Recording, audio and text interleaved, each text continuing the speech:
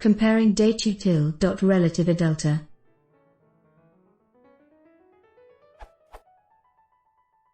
I'm trying to do a comma comparison between two relativedeltas. Here is the output from the debugger window in Eclipse.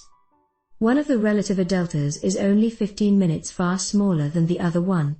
Why does this comparison return false and not true as expected? What would be a better solution?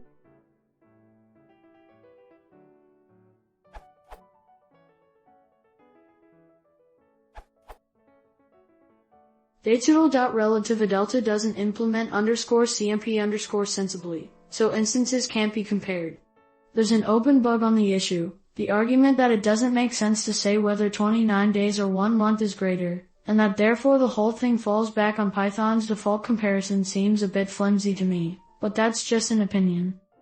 Depending on what you're actually doing, using datetime.timedelta may be a better solution.